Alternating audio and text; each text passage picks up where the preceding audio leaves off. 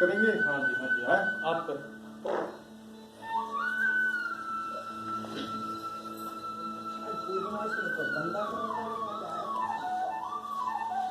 हरि ओम। दीपो ज्योतिर्परब्रह्म, दीपो ज्योति जनार्दन, दीपो हरतु मे पापम, पूजा दीप नमोस्तुते। शुभं भवतु कल्याणं, आरोग्यं सुख संपदम्, आत्मज्योते प्रकाशाय दीप ज्योतिर्नमोस्तुते, दीप ज्योतिर्नमोस्तुते।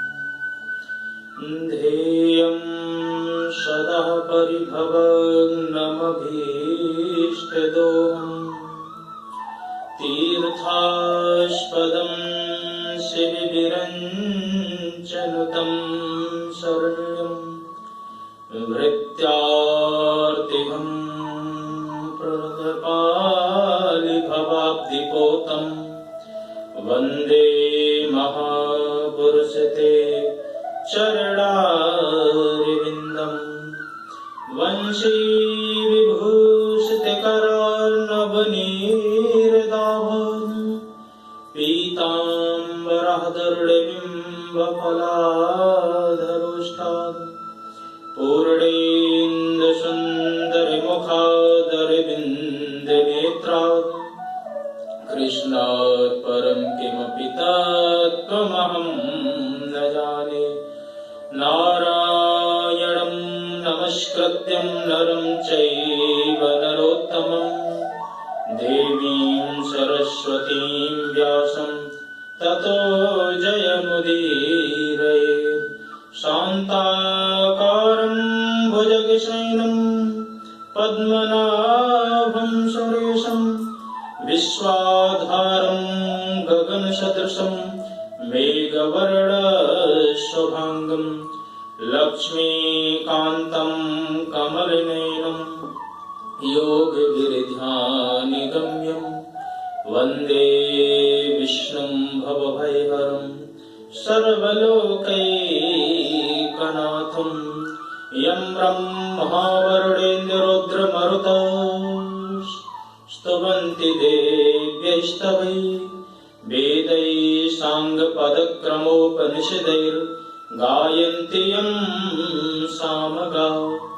यामास्तद्गतेन मनसा पश्यन्ति यं योगिनो, यस्यान्तं न विभुः सुराः सुरगणा। देवाय तस्मै नमः, देवाय तस्मै नमः। भक्ति भक्त भगवन्ति गुरु, चतुर नाम बपु एक, इनके पग बंधन किए, सुना सत्य विघ्न अनेक। आये हनुमंत विराजिए, कथा कहूँ मति अनुसार, प्रेम भरी गादी धरूं, सो विराजिए पवन कुमार, सो विराजिए पवन कुमार। बोल कृष्ण कन्हैया लाल की जय, लक्ष्मी नारायण भगवान की जय, अम्बे मात की जय, जगदम्बे माता की जय, सभी देवी देवताओं की जय, पवन सुत हनुमान की जय। जय जय श्री राधे, जय जय श्री राधे, जय जय श्री राधे श्याम। परम मंगल में परात्पर करुणालय भक्त वंशा कल्पतरु तदिंदित विनिंदित श्री बाल कृष्ण लाल के पाद पद्मों में प्रणाम करते हुए आज हम श्री सत्यनारायण भगवान की कथा में प्रवेश करेंगे, जो कि ऐसी कथा है जिस कथा के श्रवण मात्र से जीव के सभी पाप ताप संताप नष्ट हो जाते हैं। इसलिए प्रत्येक व्यक्ति को भगवान श्री सत्यनारायण जी की शरण जरूर लेना चाहिए। और उन लोगों का भी बहुत बहुत धन्यवाद है जो लोग श्री सत्यनारायण भगवान की कथा में अपना किसी न किसी रूप से, धन के रूप से, तन के रूप से, मन के रूप से सहयोग देते हैं, क्योंकि भगवान की कथा सदैव सुनने के योग्य है। सदा सेव्या, जितना इसका सुनोगे उतनी बार ये नए रूप में प्रकट होकर के आपको आनंद प्रदान कराएगी। इसलिए भगवान की कथा सदा सुनो। इस संसार में जितनी भी कथाएं हैं, जितने भी व्रत अनुष्ठान हैं, उन सबका सिर्फ और सिर्फ एक ही साधन है, एक ही लक्ष्य है कि जीव को परम लक्ष्य प्राप्त करा दिया जाए, जीव को इस मोह निशा से जागृत करा दिया जाए। जब जीव मोह निशा से जागृत हो जाएगा तो फिर उसको विशेष कुछ करने की जरूरत नहीं पड़ेगी। जैसे ही जागृत होगा, होते ही भगवान की भक्ति, शक्ति, तपस्या, आराधना सबका फल उसको स्वतः ही प्राप्त हो जाएगा। और हम सब अभी सोते ही पड़े हैं। गोस्वामी तुलसीदास जी महाराज से एक सज्जन आए और ऐसे वार्तालाप करने लगे, तो वो लिख रहे थे कि सभी लोग इस संसार में सो रहे हैं। तो उन्होंने कहा कि सबकी आंखें तो खुली हैं, सो कैसे रहे हैं? तो गोस्वामी जी ने कहा कि आप भी सो रहे हो। तो हम तो आपकी बात मान ही नहीं सकते, हम आपके साथ साक्षात बात कर रहे हैं, हम कैसे सो रहे? बोले स्थूल रूप से नहीं सो रहे हो, परंतु मोह के निशा में तो सो ही रहे हो। तब श्री तुलसीदास जी लिखते हैं कि मोह निशा सब शोभनिहारा, देखहु स्वप्न अनेक प्रकार। सारे संसारी जन मोह की रात्रि में पड़े हुए हैं, सो रहे हैं। कोई भी उनको भान नहीं, कुछ भी पता नहीं, क्या करें, कहाँ जाना, कहाँ से आए, कुछ भी नहीं पता। ना आने का पता है, न जाने का पता है। यह है कि सुनते सुनते सुन लिया कि भगवान के धाम से जीव आता है, फिर वहीं चला जाता है, लेकिन वो बीच का मार्ग क्या है, उस मार्ग तक कैसे पहुंचा जाए?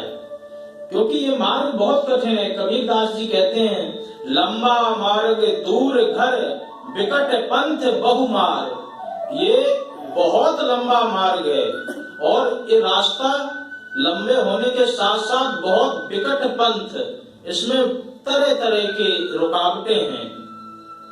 तो इन रुकावटों को सहज बनाने के लिए ही कथा, भागवत, भजन, कीर्तन आदि का सहारा लिया जाता है।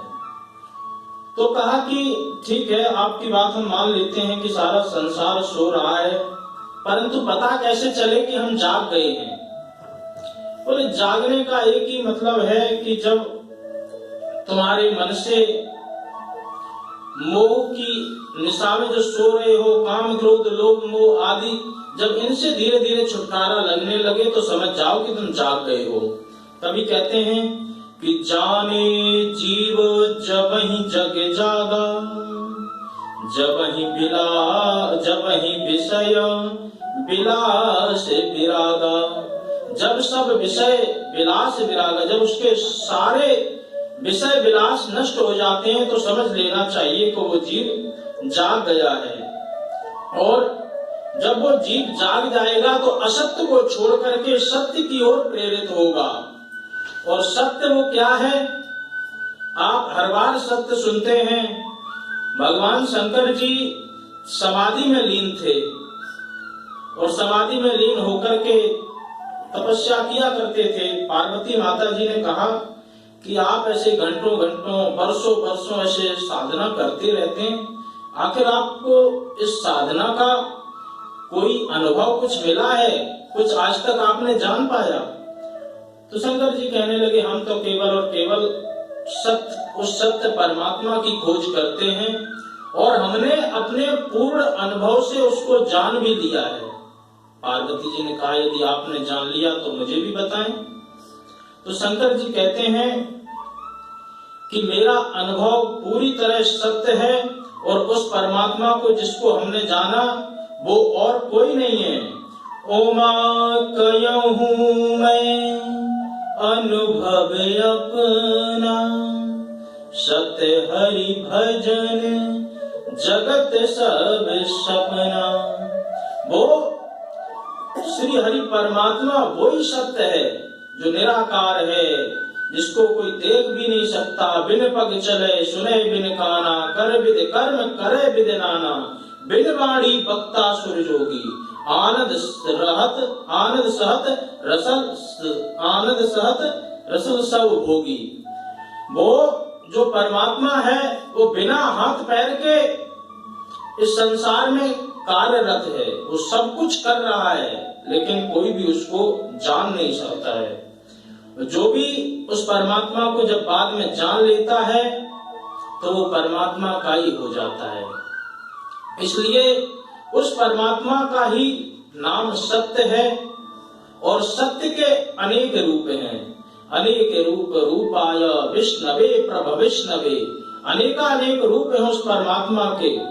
और ऐसे ही सत्य का बखान स्कंद पुराण के रेवा खंड में गाया गया है, जो कि उस रेवा खंड में श्री सत्यनारायण भगवान के व्रत के नाम से जाना जाता है।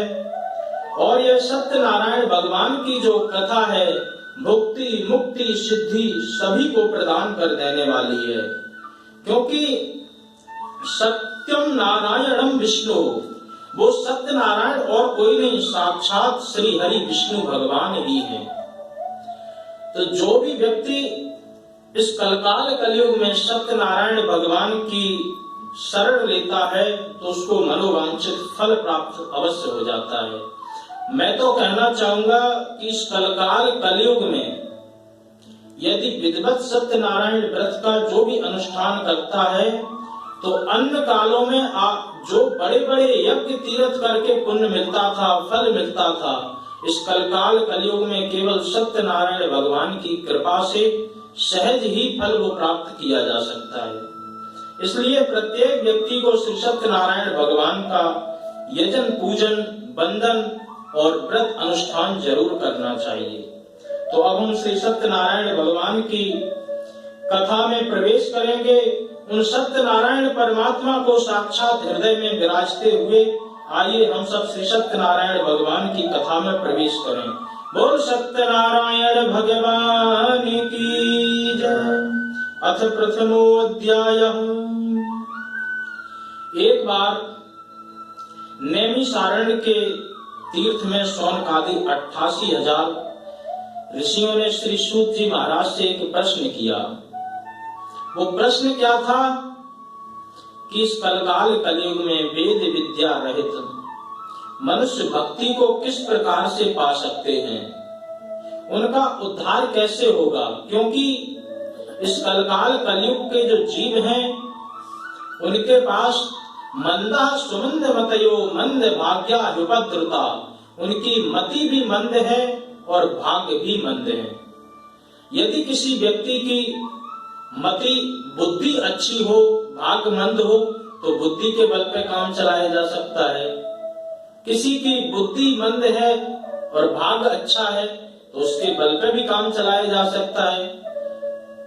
देखो भाग्य इतना अच्छा होता है, पता चलता है कि बिहड़ों में मारे मारे घूम रहे थे और भाग्य जाग गया तो जाकर के वहां पर मंत्री बन के बैठ गए, कैबिनेट में जाके बैठ गए। ये भाग्य का ही तो चक्कर है।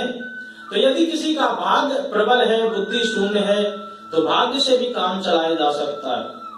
परंतु इस कलकाल कलयुग में इस अभागे जीव का न तो भाग्य ही प्रबल है, न बुद्धि ही तीव्र है। तो क्या करना चाहिए जिससे इस कलकाल कलयुग के जीव की बुद्धि भी प्रबल हो जाए, भाग्य भी प्रबल हो जाए, और कोई सरल से सरल साधन हो जिससे इनको सहज ही फल प्राप्त हो जाए। ऐसी कोई यदि आप मार्ग जानते हो तो आप हमें जरूर बताने की कृपा करें। तो श्री सूत जी महाराज ने कहा कि आपने सभी प्राणियों के बारे में इतना अच्छा विचार किया है, सभी प्राणियों के बारे में बहुत अच्छा आपने सोचा है, सभी के कल्याण के बारे में चिंतन किया है, और आप सबकी हमारे प्रति इतनी श्रद्धा क्यों है?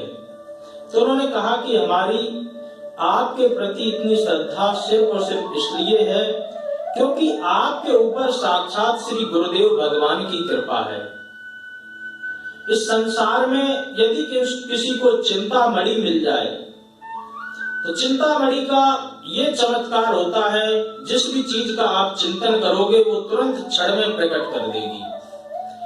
स्वर्ग से जो कि समुद्र मंथन से कल्पतरु वृक्ष निकला था, उस कल्पतरु वृक्ष का भी ये चमत्कार है कि उसके नीचे बैठ करके जो कल्पना की जाए वो तुरंत प्रकट कर देता।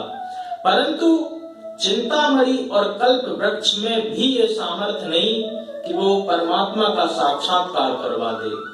परमात्मा का साक्षात्कार तो केवल गुरुदेव भगवान की कृपा से ही हो सकता है। चिंता मणिर लोक सुखम सुरद्रु स्वर्ग संपदम प्रयच्छति गुरु प्रीतो वैकुंठम योग दुर्लभम। जो बड़े बड़े दुर्लभ योग हैं वो गुरु जी की कृपा मात्र से सहज ही प्राप्त हो जाते हैं। तो आपके ऊपर गुरुदेव भगवान की असीम कृपा है, और ऐसी कृपा आप हमारे ऊपर भी करें, और जो भी सरल से सरल साधन हो वो हमें बताने की कृपा करें। तो श्री सूत जी महाराज कहते हैं कि यही प्रश्न एक बार नारद जी ने श्री हरि नारायण विष्णु जी से किया था। एक समय की बात है, योगीराज नारद जी दूसरों की हित की इच्छा के लिए अनेकानेक तीर्थों में घूमते रहे। पुष्करम चा प्रयागम चा काशीम गोदावरीम तथा हरिक्षेत्रम कुरुक्षेत्रम श्रीरंगम श्वेतवंदनम एवमादिश तीर्थेषु भ्रममाण इतस्तथा।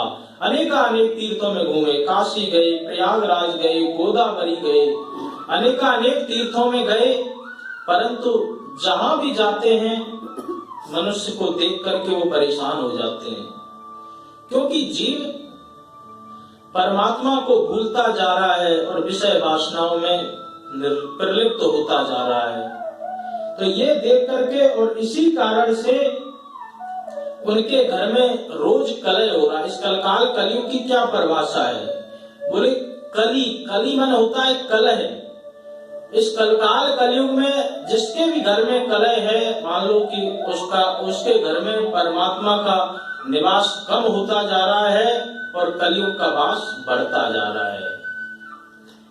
और धीरे धीरे कलयुग का वास यदि पूरी तरह बढ़ गया तो फिर जीव परमात्मा को छोड़ करके उसी की गिरफ्त में आ जाएगा और अपनी अधोगति प्राप्त कर लेगा।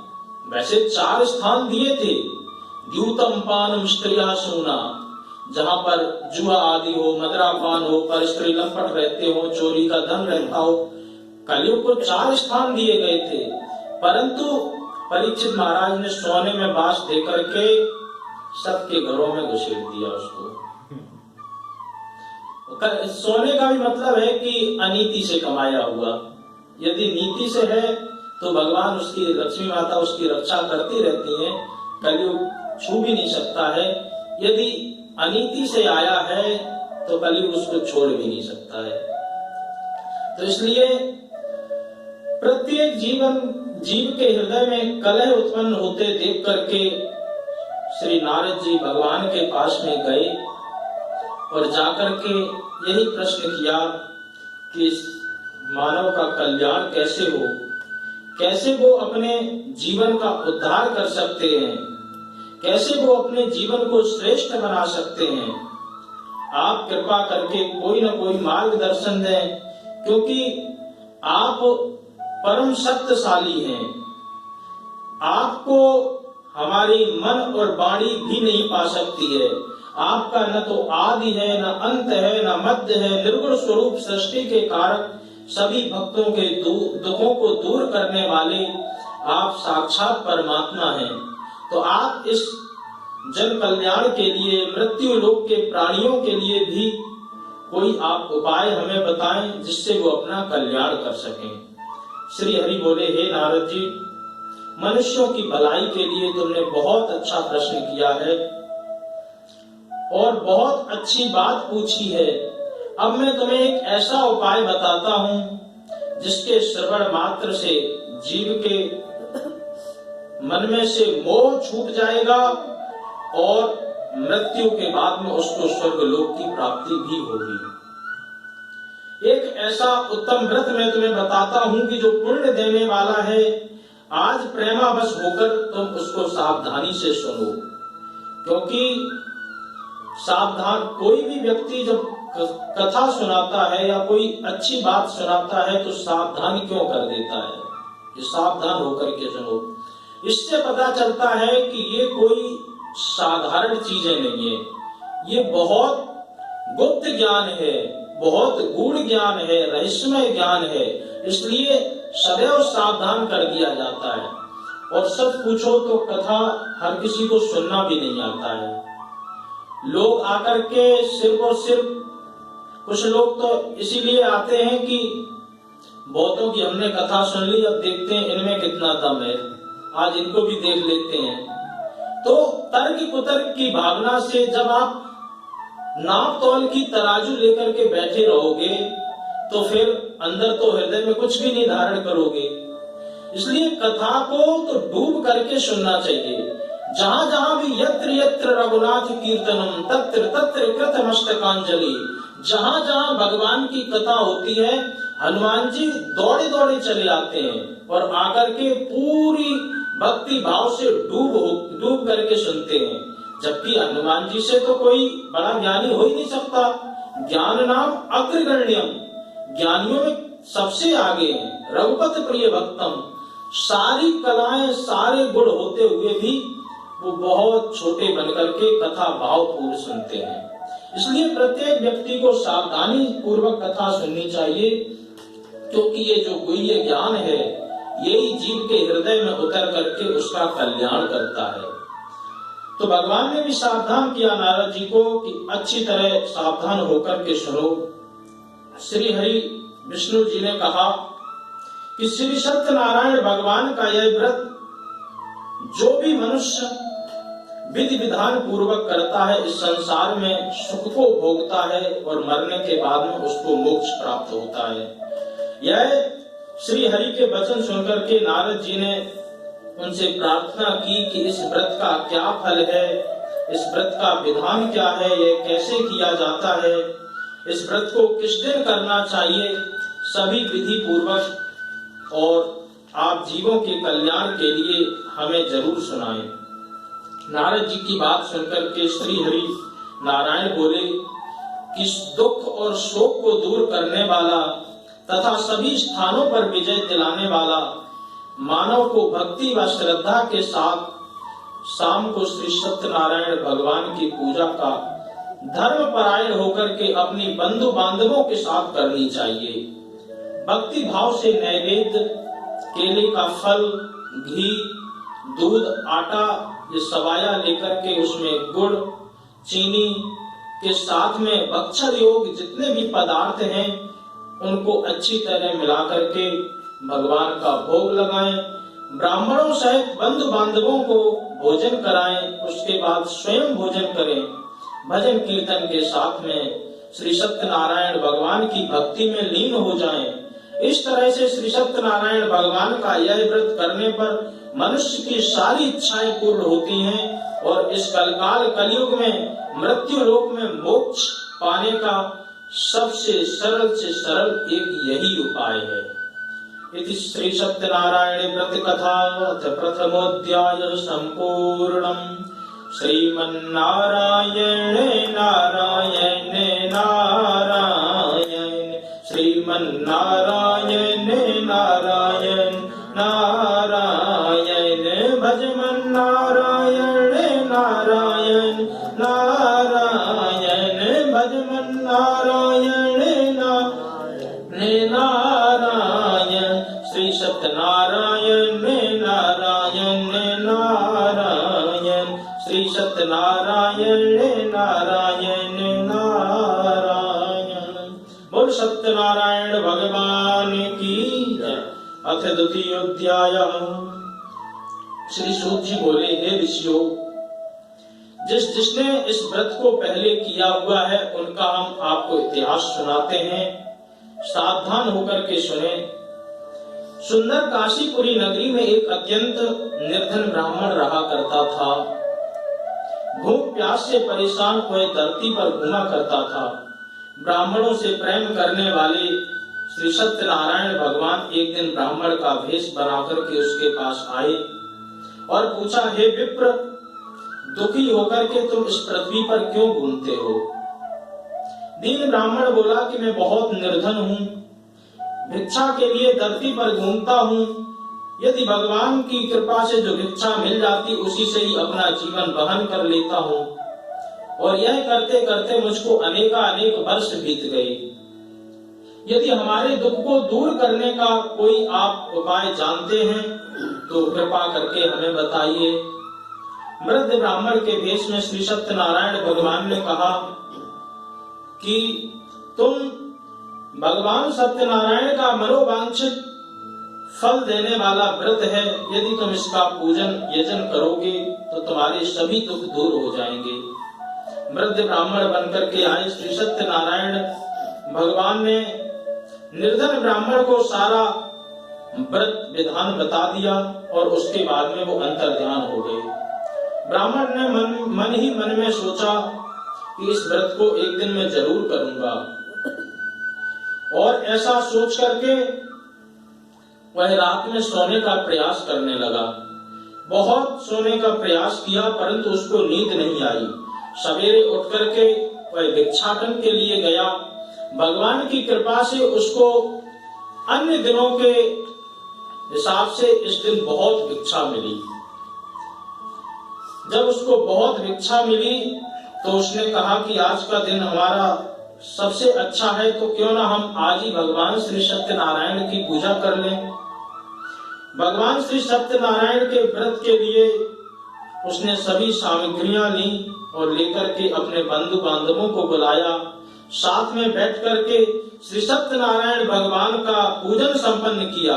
वह निर्धन ब्राह्मण सत्यनारायण भगवान की कृपा से सभी दुखों से छूट गया, अनेक प्रकार की संपत्तियों से युक्त हो गया।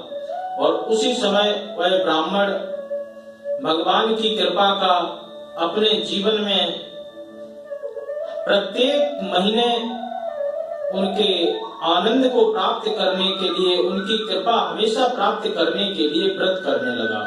इसी तरह श्री सत्यनारायण भगवान का व्रत जो भी मनुष्य करेगा सभी पापों से छूट करके उसको मोक्ष की प्राप्ति होगी।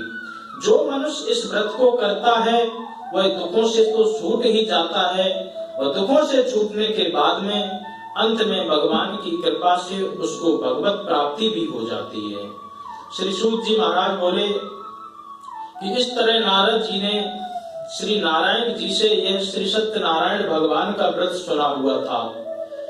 अब मैं क्या कहूँ ऋषियों, इस संसार में उस विप्र को सुनकर के जिन जिन लोगों ने और ये व्रत किया, अब उनकी भी मैं तुम्हें कथा सुनाई देता हूँ, ध्यान पूर्वक सुनो। सूत जी बोले, हे मुनियों, यह एक समय वही विप्र श्री सत्यनारायण भगवान का धन और ऐश्वर्य बंधु बांधवों के साथ पूजन करने के लिए तैयार हुआ।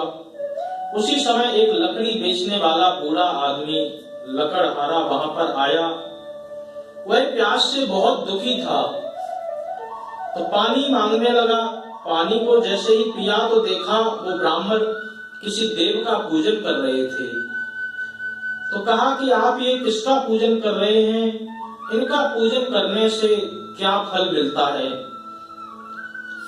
तो लकड़हारे के पूछने पर ब्राह्मण ने कहा, हम श्री सत्यनारायण भगवान का व्रत कर रहे हैं, जो कि सभी मनोवांछित फलों को प्रदान कर देने वाला है।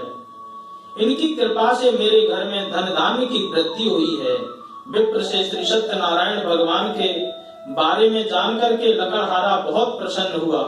चरणामृत प्रसाद को लेकर के अपने घर गया। लकड़हारा अपने मन ही मन में संकल्प करने लगा कि आज लकड़ी बेचने से जो भी धन प्राप्त होगा, उस धन से मैं श्री सत्यनारायण भगवान का पूजन जरूर करूंगा। मन ही मन इस विचार को लेकर के वह नगर में लकड़ियों को बेचने के लिए गया। जहां पर बहुत सारे धनी लोग रहते थे, आज वहीं पहुंच गया।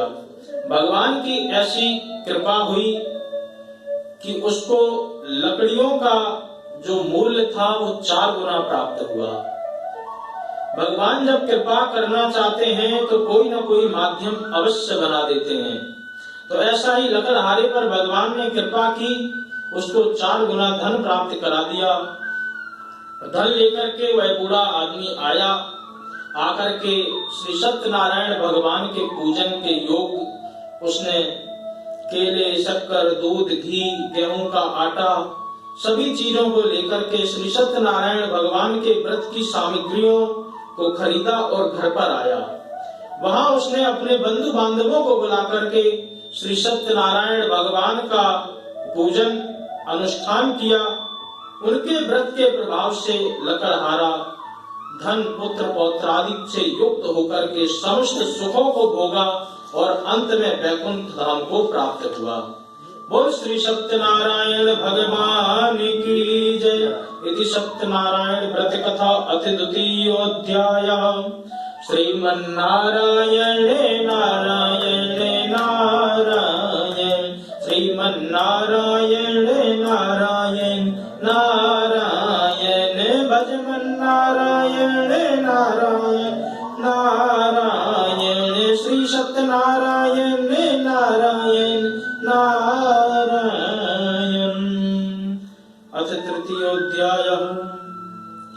सूत जी बोले, हे श्रेष्ठ मुनियों, अब मैं आगे की कथा कहता हूँ। पहले समय में उल्कामुख नाम का एक बुद्धिमान राजा था। वह सत्य वक्ता तथा जितेंद्रिय था। प्रतिदिन देव स्थानों पर जाकर के निर्धनों को धन देकर के उनके कष्ट दूर किया करता था। उसकी पत्नी कमल के समान मुख वाली सती साध्वी भद्रशिला नदी के तट पर रहती थी। वहां उन दोनों ने श्री सत्यनारायण भगवान का पूजन किया। उसी समय साधु नाम का वैश्य वहां पर आया, जिसके पास व्यापार करने के लिए बहुत सारा धन था। राजा को व्रत करते हुए देख करके उसने विनय अनुनय करके पूछा कि हे राजन, आप इतनी भक्ति भाव से पूर्ण होकर के क्या कर रहे हो? मैं सुनने की इच्छा रखता हूँ, आप कृपा करके मुझे बताइए।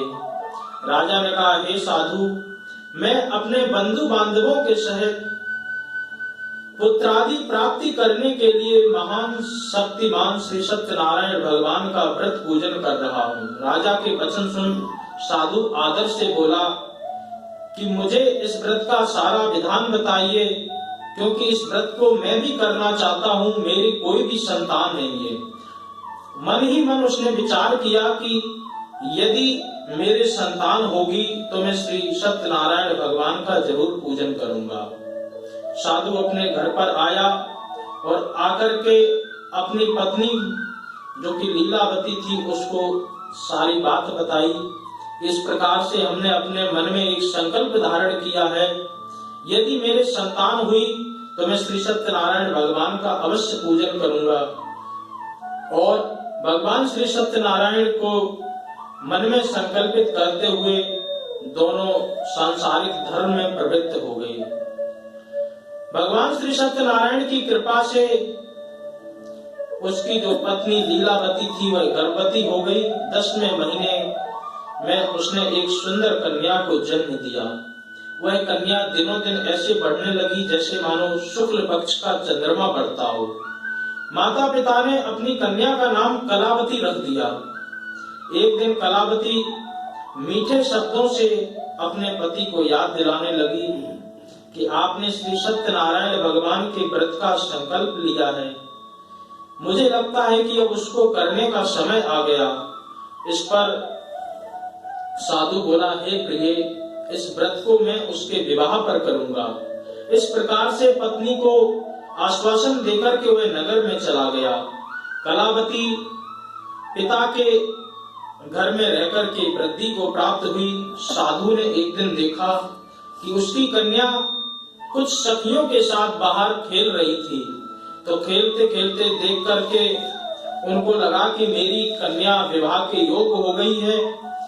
तो उन्होंने दूत को बुलाया और कहा कि मेरी कन्या के योग्य कोई वर ढूंढ करके लाओ।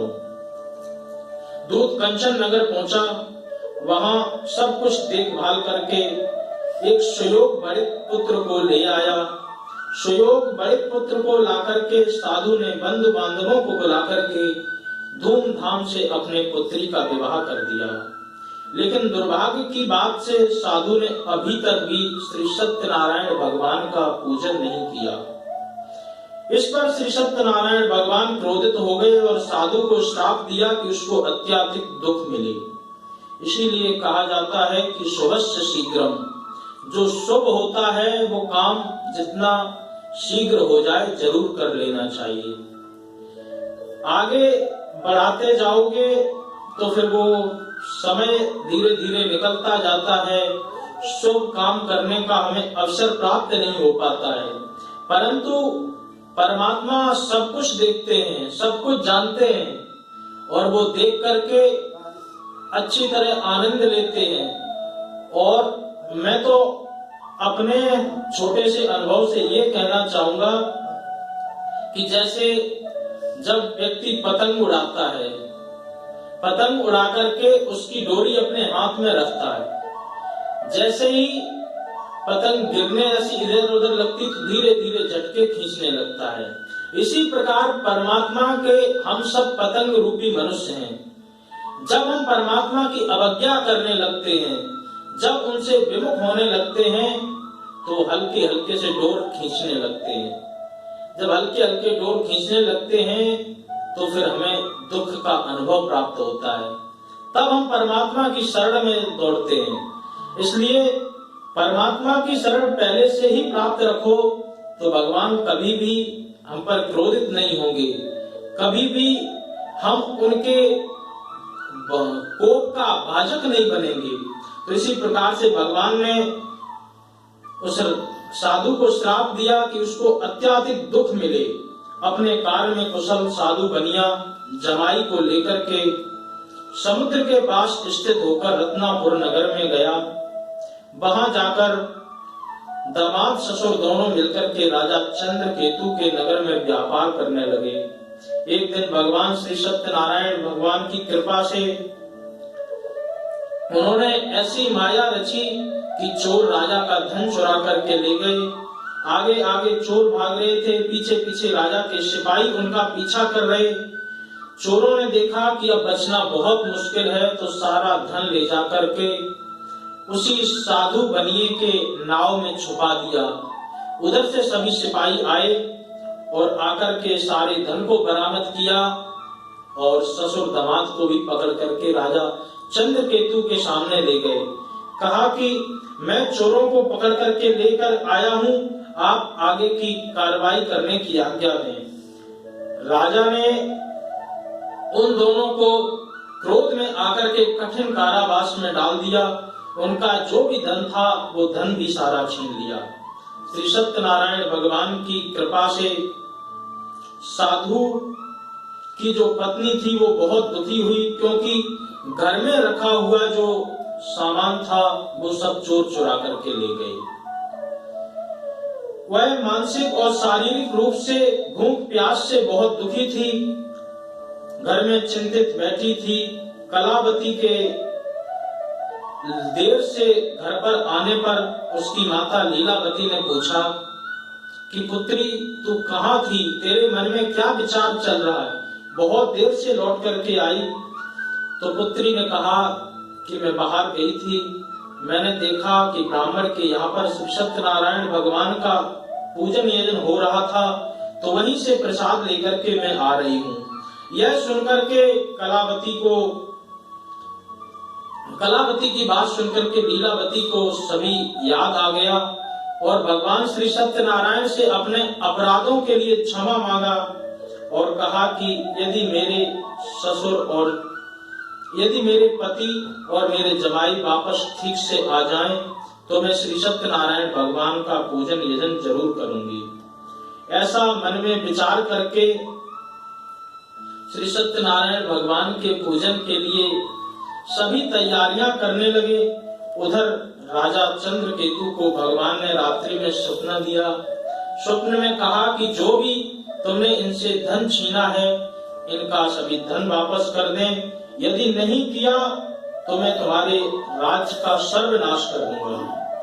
ऐसा स्वप्न देकर के भगवान अंतर ध्यान हो गए। प्रातः काल राजा ने सभा बुलाई और बुला करके अपने स्वप्न के बारे में सुनाया। तो मंत्री परिषद ने कहा कि प्रभु, आपको जरूर उन दोनों लोगों को छोड़ देना चाहिए। तो राजा ने आदेश दिया कि दोनों बड़े पुत्रों को कैद से मुक्त कर दो और इनसे जो धन लिया है उनको दुगना धन दे दो। राजा ने कहा, हे महानुभावो, दुर्भाग्यवश तुम्हें बहुत दुख प्राप्त हुआ है, लेकिन अब तुम्हें डरने की कोई चिंता नहीं है। परंतु वो अभी भी डर रहे थे। उनको लगा कि कहीं राजा हमसे यहाँ से बाहर निकाल करके कहीं हमारा वध नहीं कर दें। परंतु उन्होंने कहा कि पूरी तरह आश्वासन दिया, अब डरने की कोई भी जरूरत नहीं है, आप आराम से अपने घर पर जाएं। तो दुगना धन लेकर के उन्हें वापस कर दिया। दोनों वैश्य अपने घर की ओर चल दिए। बोल सत्यनारायण भगवान की जय। श्री सत्यनारायण व्रत कथा अथ तृतीयोऽध्यायः संपूर्णम्। श्रीमन्नारायण नारायण नारायण, श्रीमन्नारायण नारायण नारायण, भजमन्नारायण नारायण नारायण, भजमन्नारायण नारायण नारायण, श्री सत्यनारायण नारायण नारायण। अथ चतुर्थो अध्याय। श्री सूत जी बोले, वैश्यों ने मंगलाचार कर अपनी यात्रा को आरंभ कर दिया और अपने नगर की ओर चल दिए। थोड़े ही दूर जाने के बाद में एक दंडी वेशधारी सत्यनारायण भगवान ने ब्राह्मण के रूप में आकर के पूछा कि हे नावक, तेरी नाव में क्या है? तो अभिवाड़ी बड़े खस्ता हुआ बोला, हे दंडी, आप ऐसा क्यों पूछते हैं? मेरे नाव में तो सिर्फ लता पता है, क्या आप मुझसे धन लेना चाहते हैं? वैश्य के कठोर वचन सुनकर के भगवान ने कहा कि तुम्हारा वचन सत्य हो। दंडी ऐसे वचन कहकर के कुछ दूर जाके समुद्र के किनारे बैठ गए। दंडी के जाने के बाद साधु वैश्य ने नित्य क्रिया के पश्चात अपनी नाव को ऊंचा उठते देखा। जैसे ऊंचा उठते देखा तो उसको आश्चर्य होने लगा। नाव के अंदर जाकर के देखा तो जो सोना चांदी सब कुछ भरे हुए थे वो सब बेल और पत्ते के रूप में परिवर्तित हो गए। यह देख करके वो बड़े तो तुरंत वहीं पर बेहोश हो गया। फिर उसके दामाद ने जैसे तैसे उसको होश में लाया और लाकर के कहा कि ये वही दंडी स्वामी का श्राप है जिनको हमने झूठ बोला था। हम सब चल करके उनके पास चलते हैं और क्षमा मांगते हैं। उसके बाद दोनों लोग दंडी स्वामी के पास में पहुंचे और बड़े भक्ति भाव से क्षमा याचना करने लगे। जब क्षमा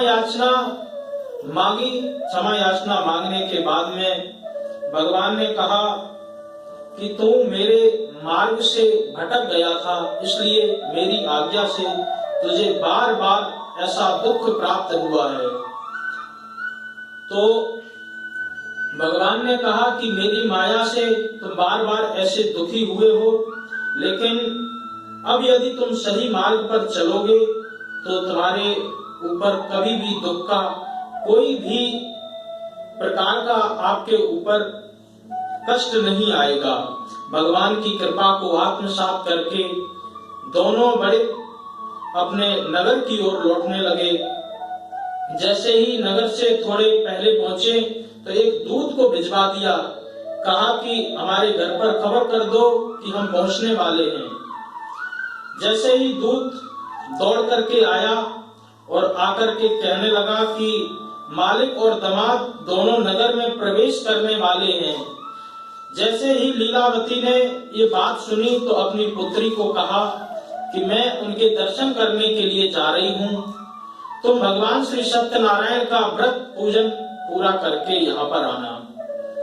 कलावती से कहकर के लीलावती तो वहां से चली गई, परंतु कलावती जल्दी जल्दी में श्री सत्यनारायण भगवान का पूजन भी ठीक से नहीं किया और उनका प्रसाद वहीं पर छोड़ करके अपने पति के दर्शन के लिए दौड़ करके समुद्र के किनारे पहुंची। परंतु श्री सत्यनारायण के प्रसाद की अवज्ञा होने के कारण सत्यनारायण भगवान रुष्ट हो गए और नाव सहित उसके पति को पानी में डुबो दिया। कलावती ने अपने पति को वहां ना पा करके बहुत दुखी हुई और दुखी होकर के वहीं पर मूर्छित हो गई। यह देख करके लीलावती ने भगवान से प्रार्थना की, कहा कि मेरे द्वारा या मेरे परिवार के द्वारा जो भी अपराध हुआ हो उसको आप क्षमा करें। तो आकाशवाणी हुई कि तेरी कन्या मेरे प्रसाद को छोड़ करके आई है, इसलिए उसका पति मेरी माया से अदृश्य हो गया। यदि वह घर जाकर के प्रसाद खा करके लौटती है तो उसका पति उसको अवश्य प्राप्त हो जाएगा। कलावती घर पहुंची, पहुंच करके भगवान का विधिवत पूजन किया, प्रसाद को ग्रहण किया और आकर के अपने पति के दर्शन किए। इसके बाद साधु ने अपने बंधु बांधवों सहित श्री सत्यनारायण भगवान का विधिवत पूजन किया और इस लोक में सभी सुखों को प्राप्त किया। इसके बाद में अंत में मृत्यु के पश्चात वह स्वर्ग लोक को प्राप्त हुआ। बोल सत्यनारायण भगवान की जय। श्री सत्यनारायण व्रत कथा अथ चतुर्थो अध्याय संपूर्णम्।